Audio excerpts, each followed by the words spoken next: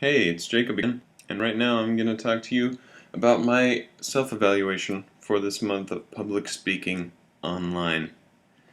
I'm going to kind of wing it this time and not have a written script unlike the other times. Every other time I've had at least notes about what I want to say, but this time I'm just going to go over the questions one by one and answer accordingly. So number one, what were my feelings about public speaking and presentation prior to attending this course? Well, I've never been a fan, as many people say. I wouldn't say I'm scared of it, per se, but I would say that the feeling that I get when I know that I'm going to have to present something publicly is not good. It does not make me happy. And I don't know how much that has changed. I have not actually spoken in public since the beginning of this course, but I think this course has had a positive effect.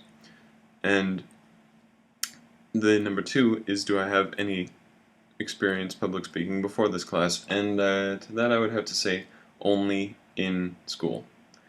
High school and middle school we've done presentations all the way through. And I've never liked them.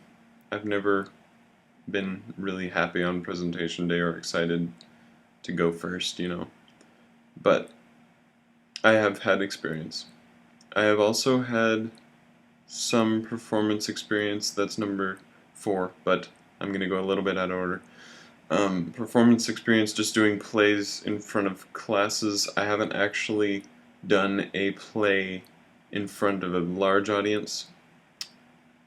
So, kind of. I do a lot of stuff in front of camera, though. I'm really comfortable in front of the camera, as you can see. Number 3, I'm going to go back to, do I feel comfortable with my communication skills? I feel comfortable with them. I think my communication is better than some people's because I actually try to go the distance when it comes to making sure people interpret what I say the way I mean for them to, and I know that gets in the way for a lot of people. Number 5, my delivery challenges for each week. Number 1, week 1, was just not knowing what it was going to be like to talk in front of a webcam every other day and show it to people online. But I think after the initial one, it just got easier because, I don't know, you just get over it. And webcam is a lot easier to me personally than talking in front of people. So I think it got easier each week. But it's definitely a learning curve at the beginning, a lot more than toward the end. What did I learn about visual presentation is number 6. What are my visual presentations? What were they like before the class, and how will I create them now? I think I was pretty good at visual parts of presentations before this class because I knew to keep things simple, but definitely a lot of the specific tips, like just having only a few keywords on the screen at a time, really helped. It wasn't something I had thought of. But I have always tried to keep images simple, like just have a large image for each thing and have it be compositionally interesting. Was I nervous during any of the presentations? Only at the beginning of the first one, and maybe for the analysis of other people's persuasive speeches one, because somebody else was in the room as I did it.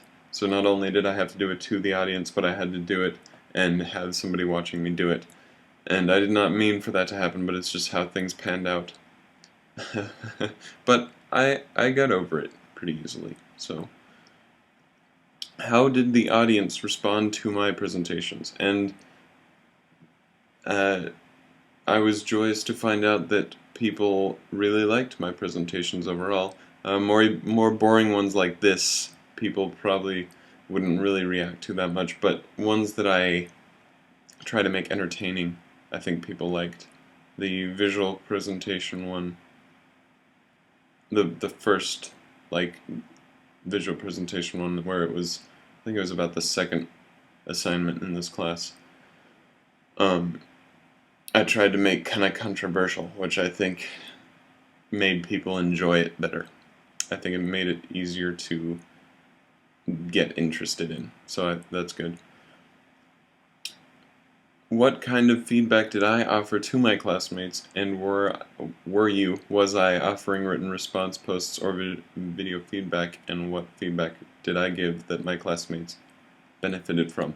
Well, the first part of that question, I offered constructive feedback, but I also like to be encouraging. I never like to discourage people with my feedback, and that's also part of communication. But I tried to, I would always offer it in text, which might not always be true in the future, but for now I took the easy road and just wrote it down instead of making a whole video about it.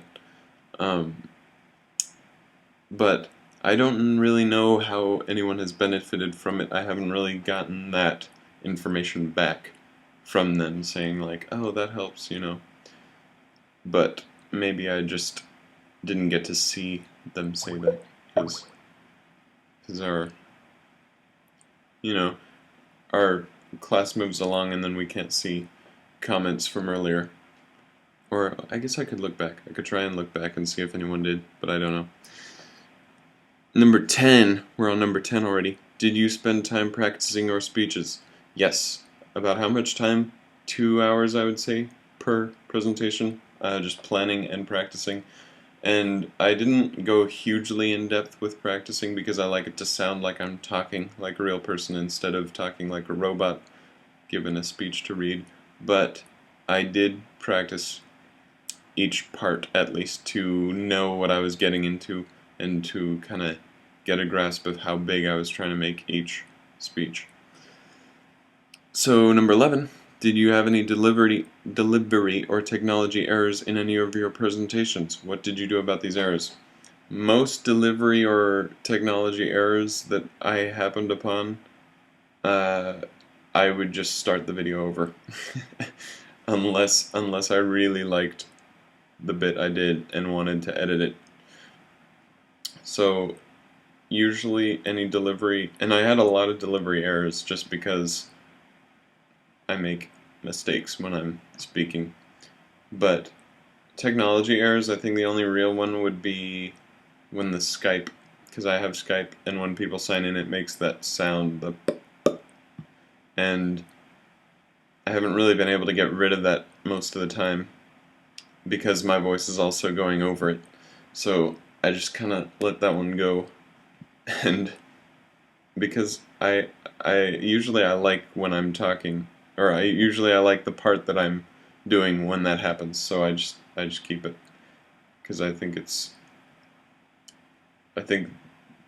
the talking that I'm doing is priority over the taking the sound out. It's not that important.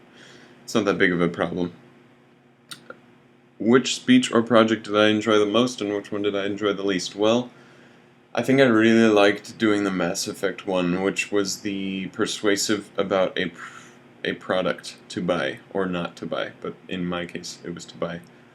The one that, and the reason I liked that one the most was just because I got to talk about a game that I really liked, and I like doing that. The one that I liked the least, I would probably have to say, is the one where we had to pick 3 persuasive speeches online and talk about them, because I just felt like I didn't have a grasp on what I wanted to do with it, and it was also hard to find videos that were quality videos talking to an audience online and not to a real audience, and that I felt were entertaining enough and interesting enough to use, because I like to make my presentations interesting to people, and to do that sometimes I have to make sure the content that I'm using is entertaining as well. So that would be the one I liked the least. What did I learn from TED this month? TED being the international talks about everything, really. Education. I think, well, I learned a lot of stuff from them, but a lot of it was how prepared they were before they went in. They were really prepared compared to a lot of speeches I've seen. They had everything you could think of. They had their lines set out, and they had their pictures and visual representation that hooked up directly with what they were saying and was comedically timed and like had everything to do with it. I think it was really well put together, and I learned a lot from that. But also I learned a lot of things that did not have to do with public speaking, which was interesting. What did I learn from Sir Ken Robinson, Nancy Duarte, and Gar Reynolds? Well, Sir Ken Robinson is extremely precise with how he says things and what he says, and he knows exactly what he's saying, which I think is cool. Nancy Duarte and Gar Reynolds more gave us guidelines that once you know them, you can choose to either follow or not follow, depending on what you think will produce the best result in a public speaking situation. But I don't know, I also learned from them. I think the biggest thing that I've learned from them is to well, to be real for people, and just to keep everything simple, but at the same time, I don't know. It's a hard question for me to answer because I can apply it better than I can list it out.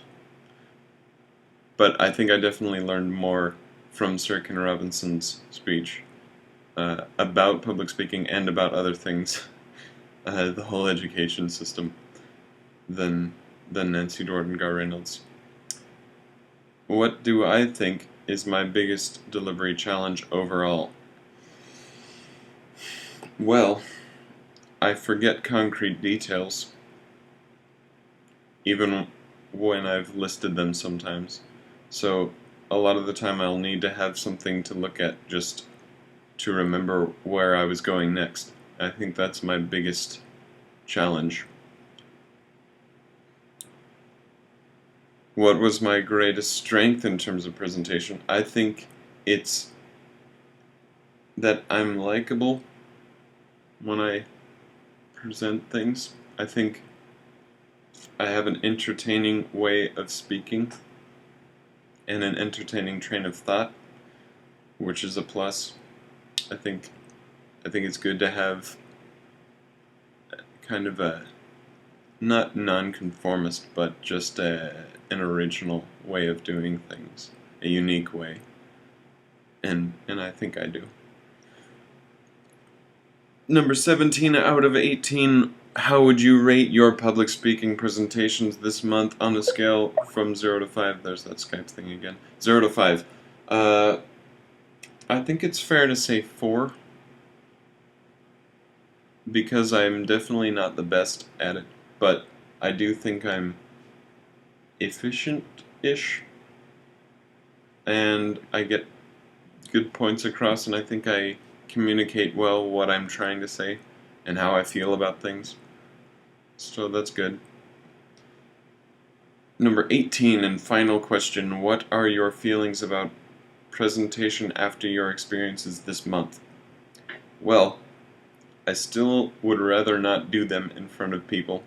I actually kind of like podcasting like this, and I might do it for important things in the future. But we'll see the next time I present in front of people how much more comfortable I am in front of them. So, only time will tell, really. But I think I might do better, actually, because of this class. It's kind of an interesting way of being halfway in front of a crowd. In front of a crowd. Because you're in front of a webcam, and you know that people are going to see this, eventually. But also you know that you can edit it out, kind of subconsciously. So, it's kind of like a buffer zone between not presenting at all and presenting between a real audience. So that will be all for this one tonight, and luckily the requirements are at least 5 minutes, so I can talk as long as I want, which is nice. But I don't really have anything else to say. That is all for my self-rating as far as self-evaluation for this class. So thank you and good night.